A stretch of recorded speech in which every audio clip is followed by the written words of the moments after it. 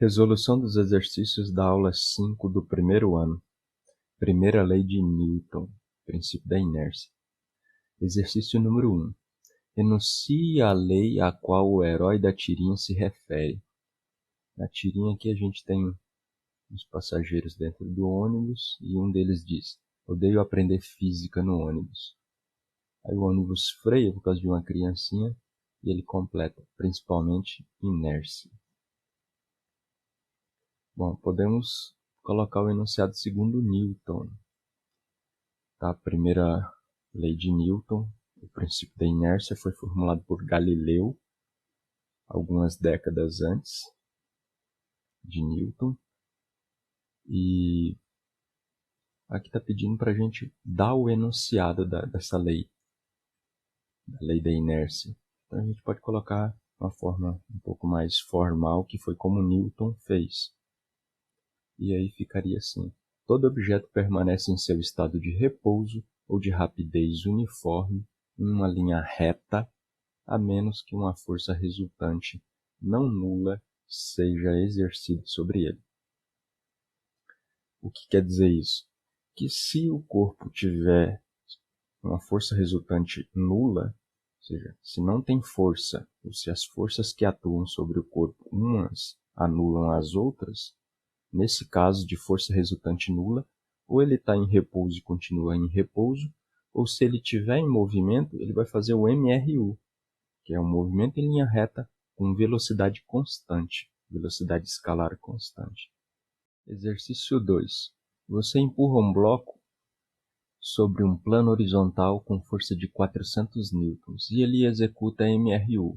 Assim, a força resultante sobre este bloco e a força total de atrito será, e temos 5 opções. Então, vamos primeiro desenhar. Esses exercícios é bem importante a gente fazer o desenho antes ou depois de anotar os dados, né? Então, a gente tem um bloco aqui sobre um plano horizontal e vamos supor que esse corpo se desloca aqui para a direita. Nesse caso,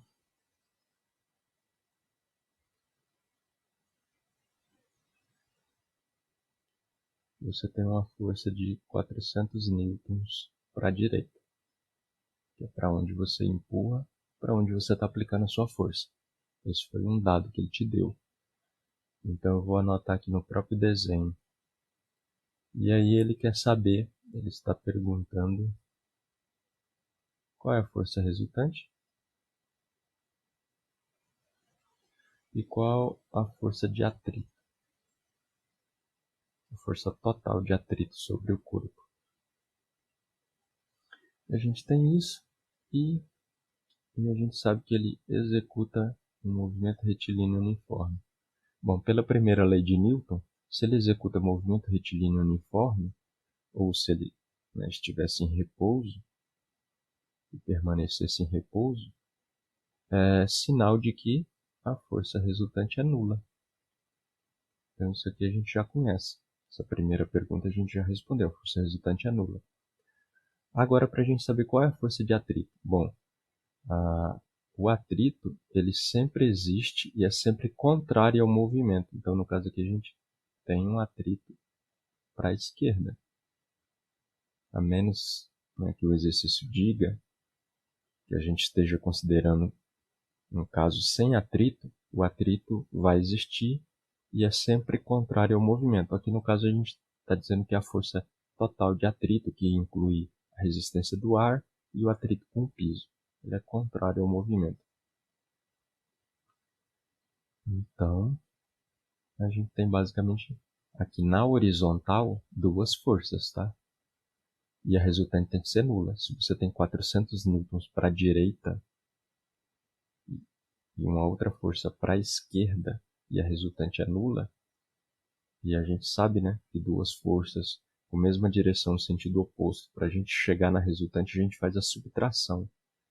Então aqui a força resultante vai ser a nossa força aqui, que você pode chamar de F1 ou o que for, menos a força de atrito. Tá? Então, a resultante a gente chega fazendo a subtração das forças. E se essa resultante aqui é nula,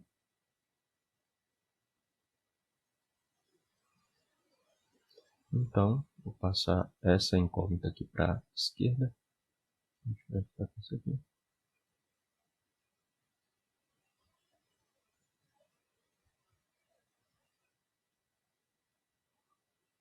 A força de atrito vai ter que ser 400 newtons também. E aí você fica com 400 newtons para a direita e 400 newtons para a esquerda, dando uma resultante de 0. Bom, aqui a gente tem que marcar a força resultante primeiro, vem primeiro, e a força de atrito depois. Então, 0 e 400. 0 e 400, alternativa D.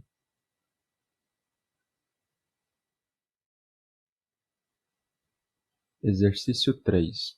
Na parte final do seu livro Discursos e Demonstrações Concernentes a Duas Novas Ciências, publicado em 1638, Galileu Galilei trata do movimento de um projeto da seguinte maneira: suponhamos um corpo qualquer lançado ao longo de um plano horizontal sem atrito.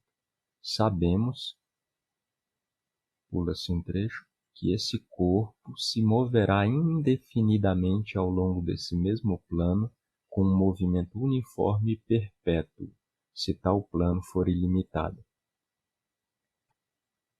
O princípio físico com o qual se pode relacionar o trecho destacado acima é, e temos 5 opções: o princípio da inércia, ou primeira lei de Newton, o princípio fundamental da dinâmica, ou segunda lei de Newton, o princípio da ação e reação, ou terceira lei de Newton, a lei da gravitação universal e o teorema da energia cinética. Bom, aqui a gente está explicando o que significa inércia, né? Nós temos aqui o cerne, né, da compreensão da inércia, que foi entender o atrito, coisa que Aristóteles não tinha entendido. E aí, por mérito disso, Galileu descobriu a inércia. E a gente observa aqui que foi em 1638. Na verdade, ele lançou alguns livros ao longo de alguns anos tratando do tema da inércia.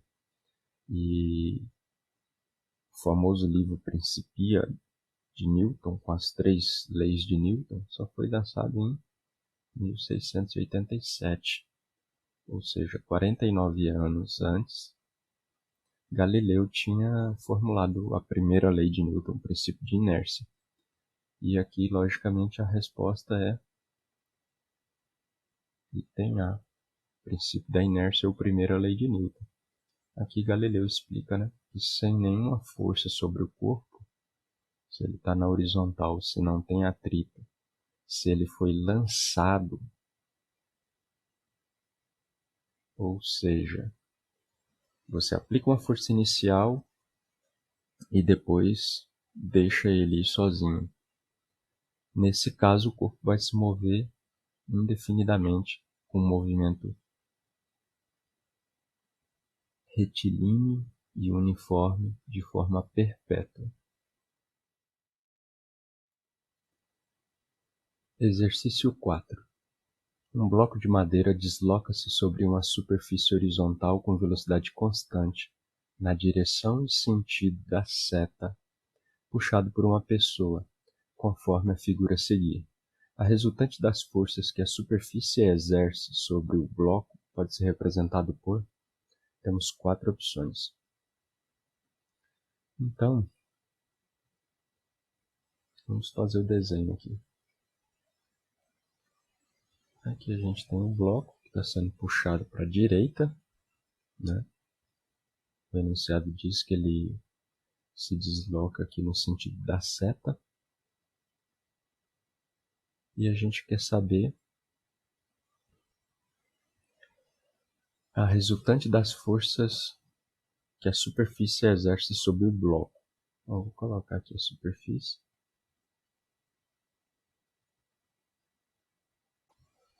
Força resultante da superfície sobre o bloco. A gente não quer saber o valor, né, da força resultante que a superfície aplica sobre o bloco. A gente quer saber só qual que é a direção e o sentido dessa força, tá? A gente quer saber só a direção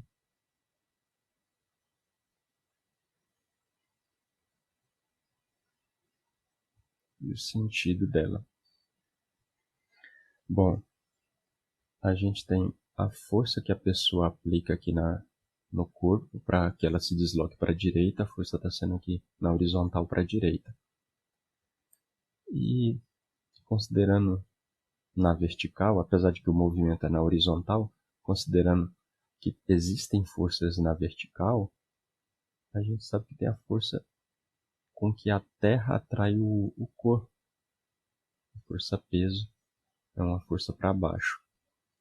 E agora eu vou desenhar aqui de vermelho a força que ou as forças que o bloco recebe do piso. Como o movimento é para a direita, com certeza o piso realiza uma força de atrito aqui para a esquerda. Essa aqui é a força de atrito. Devido ao movimento para a direita, a gente tem uma força de atrito para a esquerda. Agora, como o corpo não está afundando no piso, ele permanece sobre a superfície, o piso exerce uma força que a gente chama de força normal na vertical para cima para cancelar a força-peso. Então, essa força de atrito é a força do piso contra o movimento, e essa força que a gente chama de normal é a força do piso para não deixar o bloco afundar. Também é uma força que a superfície aplica sobre o bloco.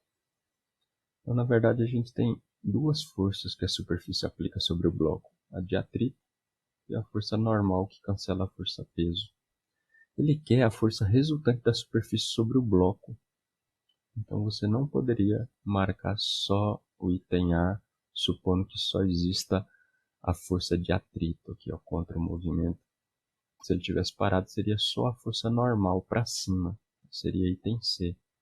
Mas como ele está em movimento, a gente tem tanto o atrito aqui para a esquerda, quanto a força normal, cancelando a força-peso para cima. Se a gente fizer a força resultante só dessas duas forças aqui, ó, só das forças que a superfície aplica sobre o bloco, a gente sabe que a resultante vai estar aqui na diagonal. Então essa aqui seria a força resultante das forças que a superfície aplica sobre o bloco. Então, estaria aqui na diagonal para cima e para a esquerda. Portanto, a resposta aqui é B. Então, revisando os três casos de soma de dois vetores para encontrar o vetor resultante, a gente estudou esses três casos aqui.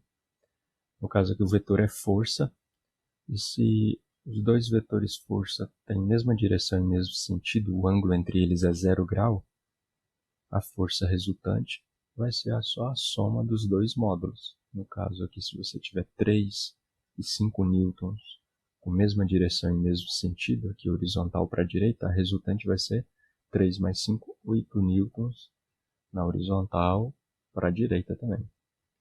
Já se você tiver um ângulo de 180 graus entre os dois vetores, aqui no caso a gente tem 5 newtons na horizontal para a direita e 2 newtons na horizontal para a esquerda. Eles têm a mesma direção em sentidos opostos, então o ângulo é 180 graus. Para achar a força resultante, é só fazer a subtração, o maior menos o menor. Nessa situação aqui, a resultante vai dar 3, porque fica 5 menos 2 dá 3. E ela tem a direção e o sentido do maior dos dois vetores, aqui no caso horizontal para a direita. E o último caso que a gente estudou é quando os vetores são perpendiculares entre si. Se eles têm direções perpendiculares, o ângulo entre eles é 90 graus, e a gente chega no vetor resultante aplicando aqui em Pitágoras.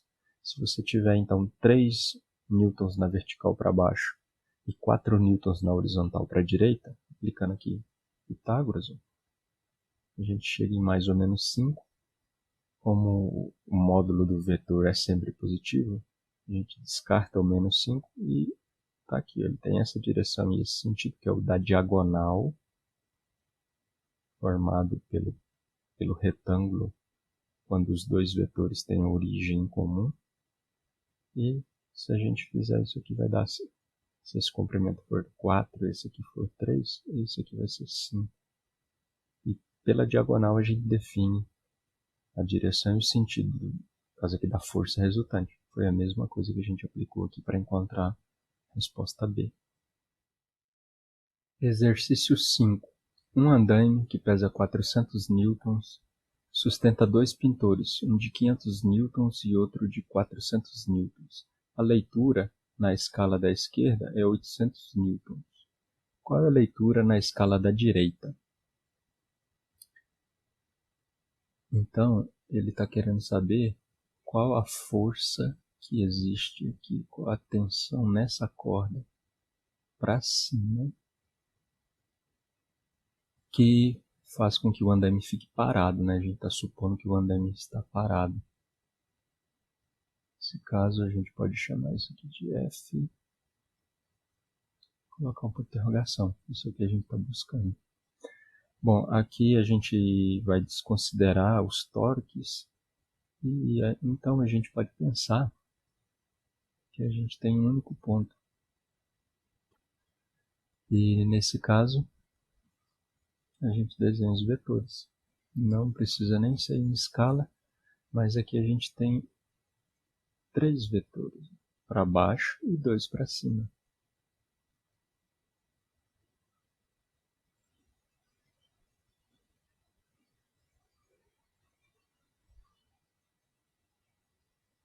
Bom, são 2 de mesmo tamanho, eles vão se sobrepor, né? Tem 2 de 400.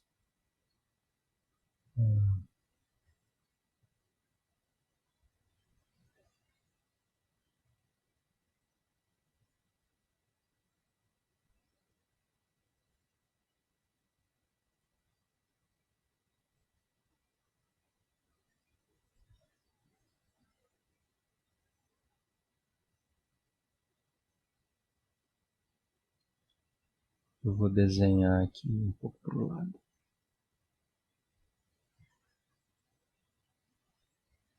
Que ele não fica sobreposto. Então tá aí. Vamos anotar os valores de todos eles para descobrir quanto vale F. Vamos supor que você tem F1,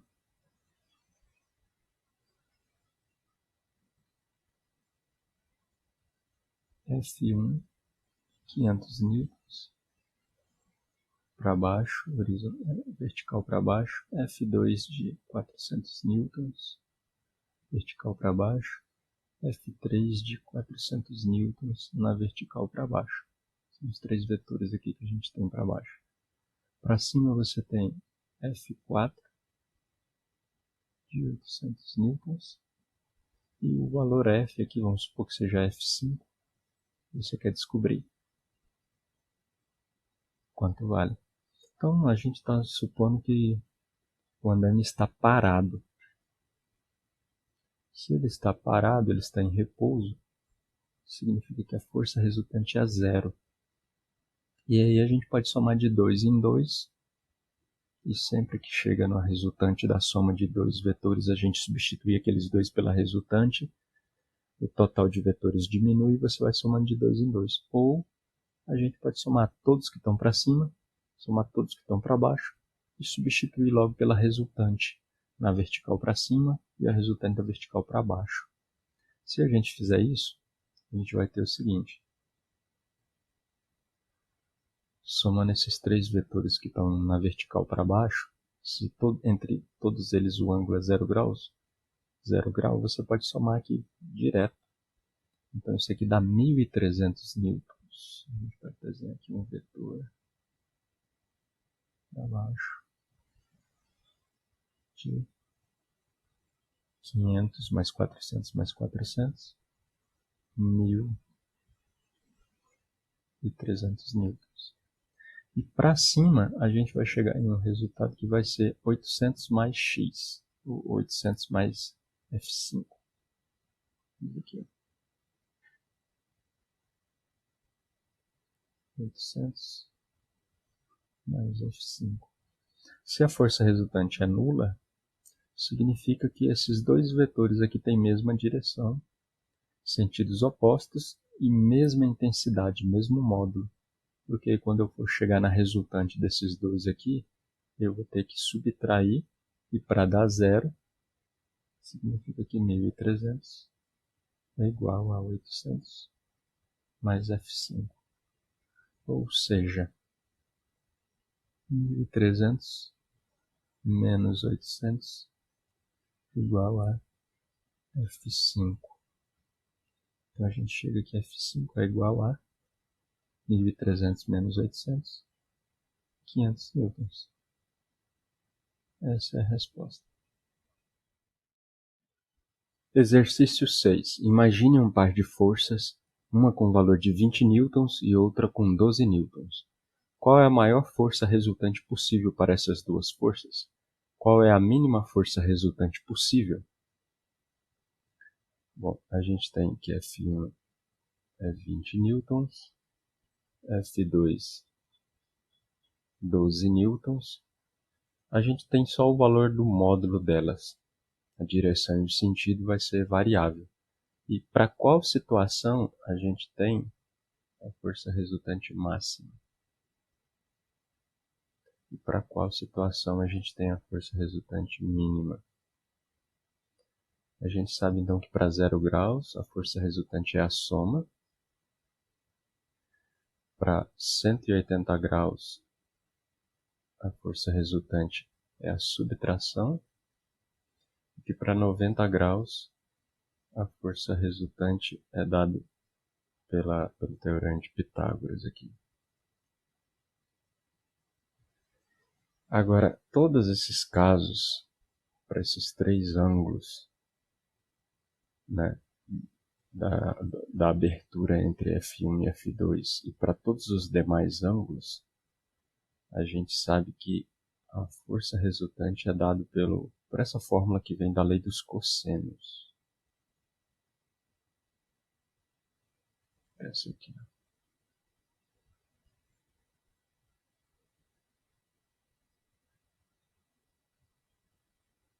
E no caso, cosseno de alfa é o ângulo entre os vetores F1 e F2. A força resultante é dada por essa fórmula. Se você aplica isso aqui para cosseno de 0 graus, que vale 1, a gente chega nessa aqui. Se você aplica para cosseno de 90 graus, que vale 0, a fórmula vai ficar só isso, né? Esse termo aqui desaparece, que é essa. Se você aplicar para cosseno de 180 graus, que vale menos 1, isso aqui vai resultar nessa fórmula aqui. E o máximo e o mínimo é justamente o que a gente tem aqui. Para 0 grau a gente tem o resultado máximo, e para 180 graus a gente tem o resultado mínimo. Todos os outros ângulos vão dar resultados que vão estar entre o máximo e o mínimo aqui. Então fica fácil responder. O máximo aqui vai ser 20 mais 12, 32 newtons. E a força resultante mínima vai ser 20 menos 12, 8 newtons. Exercício 7. Os asteroides estão se movendo pelo espaço há bilhões de anos. O que os mantém em movimento? Então, pode existir movimento devido à aplicação de uma força, mas o princípio de inércia revelou que, mesmo sem aplicação de força alguma, os corpos podem se mover em velocidade constante em linha reta por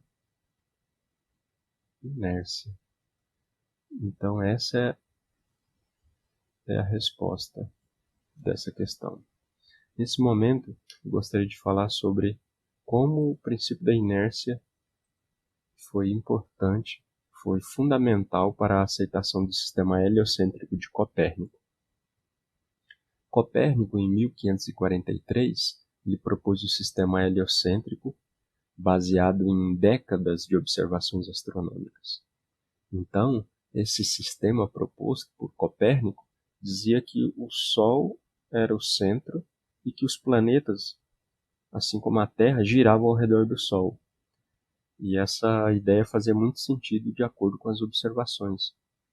Mas ninguém acreditava, nem mesmo Copérnico acreditava nisso, porque as ideias vigentes nas instituições, que era definido pela Igreja, eram as ideias de Aristóteles, que a Terra era o centro do universo, que estava em repouso no centro do universo e que tudo girava ao redor da Terra.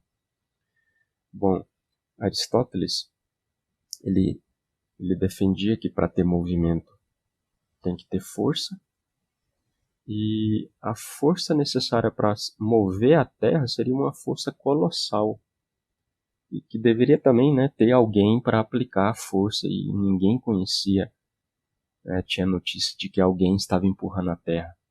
E um outro argumento era que quando você abandona a pedra do alto de uma torre, ela cai no pé da torre. Ou seja, quando você abandona, você não vai jogar, você vai simplesmente soltar. E ela, por si só, ela cai no pé da torre. Isso provaria que a Terra está em repouso.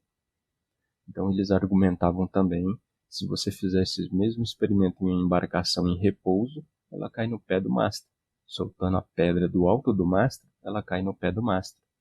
E se a embarcação estivesse em movimento, vamos dizer que enquanto a pedra cai, a embarcação se desloca 10 metros.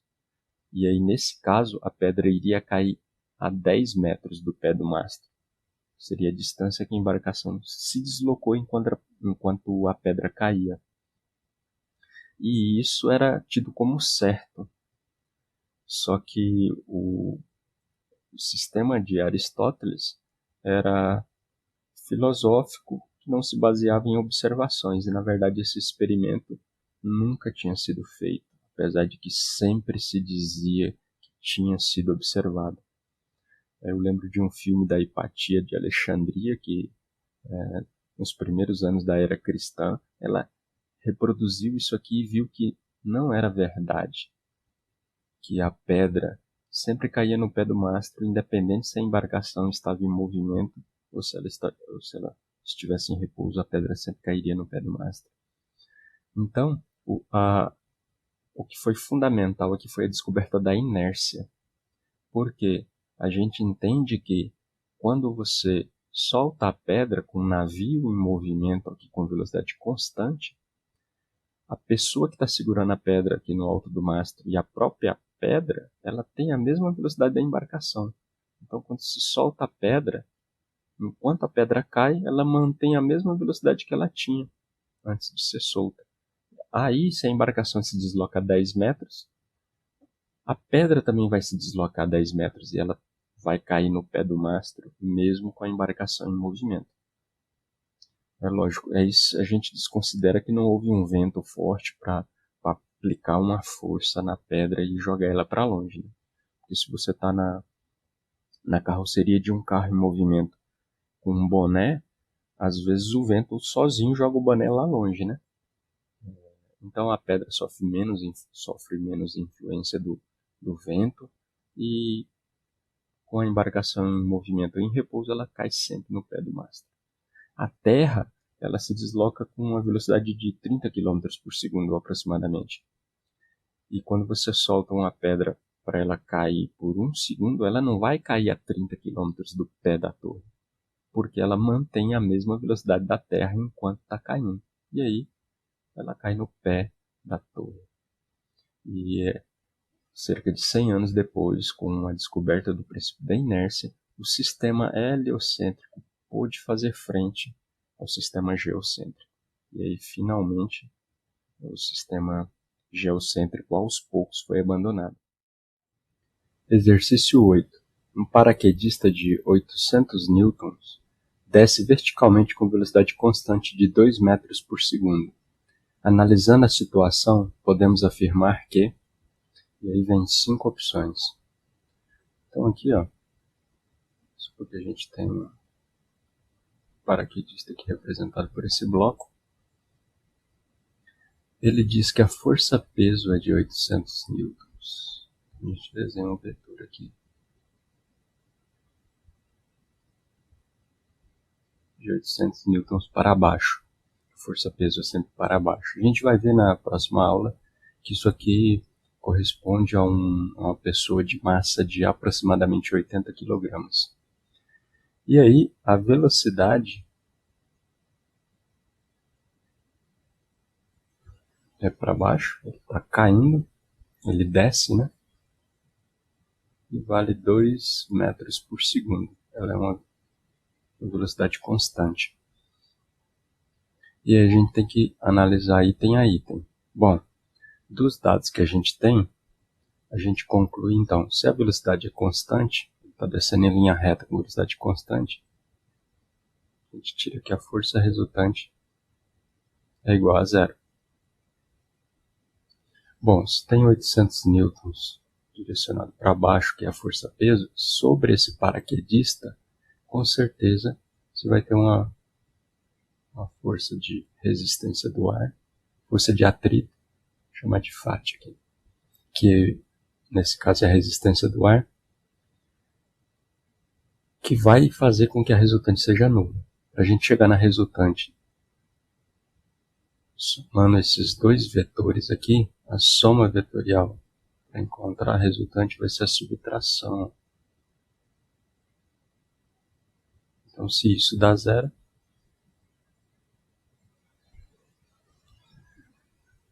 passar a força de atrito para cá somando. Então, a força de atrito vale 800 newtons. A resistência do ar, para que a resultante seja nula. Então, se você tem dois vetores de mesmo módulo, mesma direção em sentidos opostos, eles se anulam. A força resultante é nula. Vamos analisar item a item.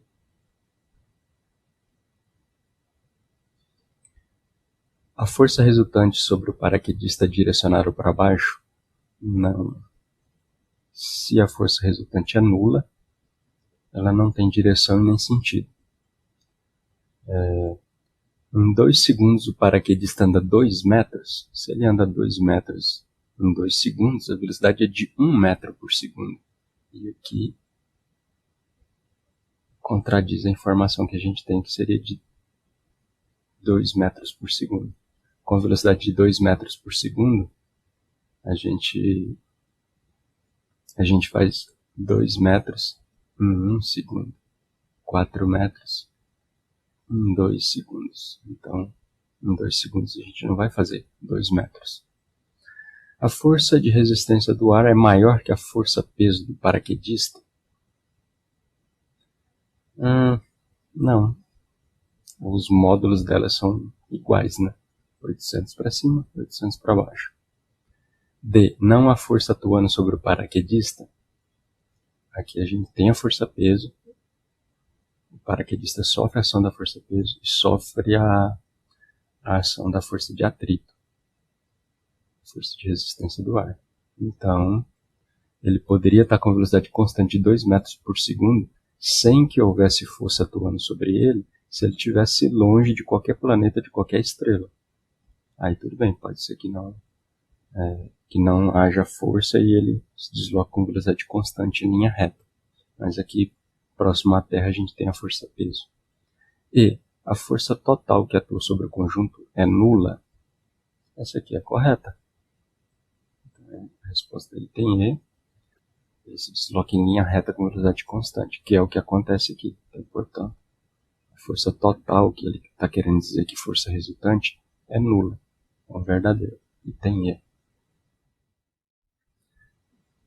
Exercício 9. A respeito do conceito de inércia, pode-se dizer que, vamos analisar item a item. A inércia é uma força que mantém os objetos em repouso ou em movimento com velocidade constante.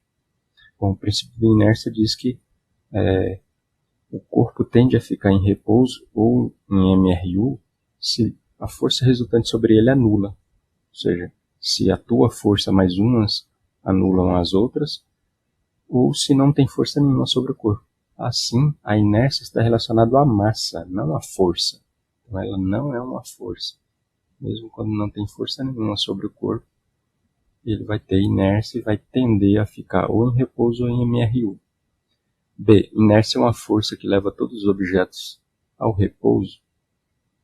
Bom, isso aqui seria verdadeiro se a gente estivesse falando de atrito, porque o atrito é uma força sempre contrária ao movimento, que tende a levar os corpos ao repouso. C. Um objeto de grande massa tem mais inércia que um de pequena massa? Isso aqui seria o correto. Afirmação correta. Por quê?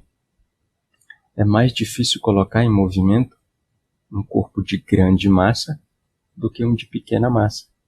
Quanto maior a inércia, maior a dificuldade de colocar o corpo em movimento. Então, a inércia está relacionada à massa. Item D. Os objetos que se movem rapidamente têm mais inércia que os que se movem lentamente? Isso aqui está errado. Os corpos que se movem mais rapidamente, eles têm uma maior quantidade de movimento, que a gente também chama de momento. A justificativa pode ser escrita assim: inércia está relacionada à massa. É mais difícil colocar um corpo de massa elevada em movimento a partir do repouso que outro de massa menor. Exercício 10. Analise as seguintes afirmativas. É possível haver movimento na ausência de força? É possível haver força na ausência de movimento? A ausência de forças sempre significa repouso? Estão corretas, então temos que julgar verdadeiro ou falso para as três afirmativas. Afirmativa 1. É possível haver movimento na ausência de força? A gente pode, por exemplo, se lembrar lá do asteroide, que recebeu um impulso inicial, iniciou o movimento e depois, sem a atuação de força nenhuma, mantém o seu movimento indefinidamente. Então, é possível haver sim movimento na ausência de força. É o que diz o princípio da inércia. Então, isso aqui é verdadeiro. 2. É possível haver força na ausência de movimento? Sim, as forças atuam, só que umas anulam as outras, e mesmo com força atuando, você tem, por exemplo, o caso de um objeto sobre a mesa. Você tem uma força-peso aqui, vamos dizer, de 200 newtons, e você tem a força normal que a mesa aplica no corpo, que vai ser de 200 newtons, para que a força resultante seja nula e ele permaneça em repouso sobre a mesa. Então, é possível haver força na ausência de movimento. Ele está parado, tem forças, só que a resultante é nula, e aí ele está parado e continua parado. Então, verdadeiro também. 3. A ausência de força sempre significa repouso? Isso aqui contradiz o que a gente tinha visto aqui na afirmação 1. É falso. A ausência de força pode significar repouso e pode significar movimento.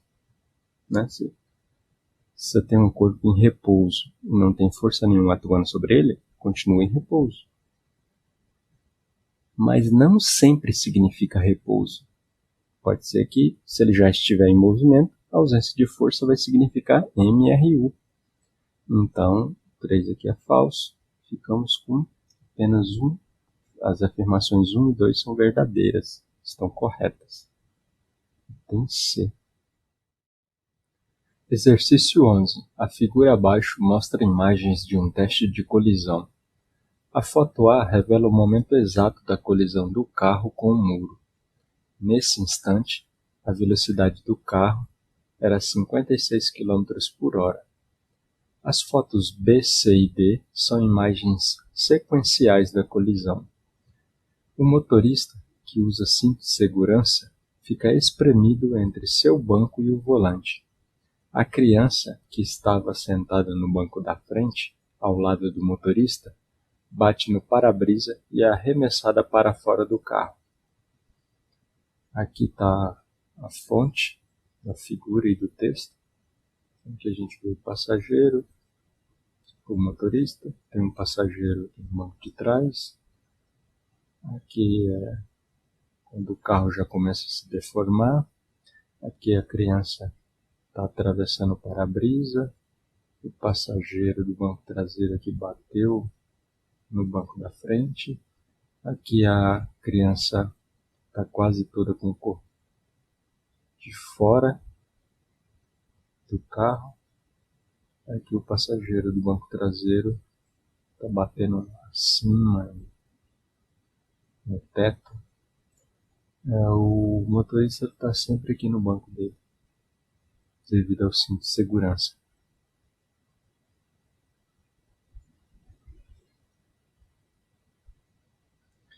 Então, com relação ao que foi dito acima e baseando-se nos conhecimentos de física, pode-se afirmar que, vamos analisar item a item, não é necessário que os passageiros sentados na parte traseira do carro usem cinto de segurança. Isso aqui não tem a ver só com física, né? Conhecimento básico.